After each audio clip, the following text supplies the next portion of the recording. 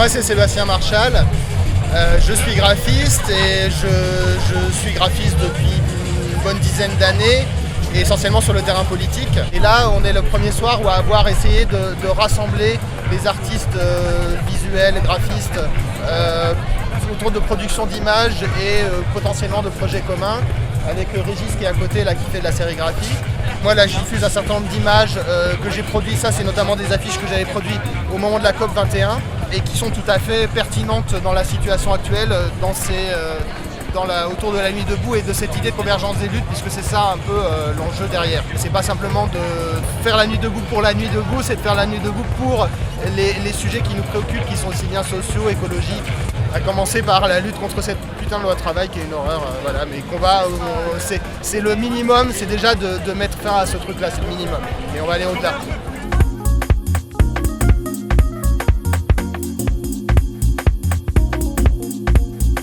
Je suis Emilien, alias aussi Rectal Versal. Je fais du graphisme et de la sérigraphie et toutes les formes et tous les niveaux viennent s'exprimer. Donc ça, on est vraiment content que ça génère comme ça de l'image. Je pense personnellement que c'est un bon moyen de faire passer les messages. Après, voilà, tout l'ensemble des causes qui sont ici ont bien raison d'exister.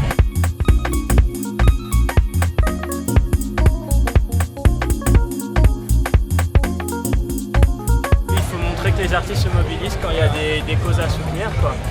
Donc pour moi la loi travail c'est juste abominable. Je pense que tous les corps de métier doivent s'unir contre ça. Il y a les étudiants, il y a les salariés, il y a aussi les artistes. Et je pense que c'était important de lancer un appel pour que les gens soient présents. Alors forcément on est sur la nuit debout, il n'y a pas que ces revendications qui sont mises en avant, c'est bien plus global. L'idée c'est de changer le système. Alors on n'est peut-être pas forcément tous d'accord de comment il faut le faire, mais on est d'accord de qui combattre. Et c'est pour ça que j'ai créé ce visuel qui représente un capitaliste sur lequel il y a 3 fléchettes qui sont dressées. Il y a les étudiants, les chômeurs et les travailleurs qui sont unis pour essayer de changer quelque chose.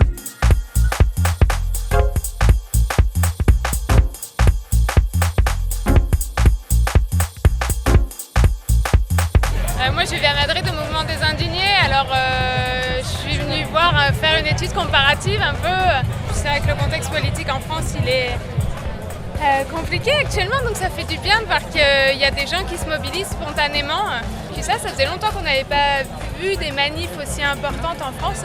Je suis énervée actuellement de tout le crescendo de lois qu'on a eu. Je suis énervée contre la déchéance de nationalité, enfin la tentative qu'ils ont eue de vouloir essayer de faire passer ça. Je suis énervée contre l'état d'urgence, mais je comprends la réaction face à ça.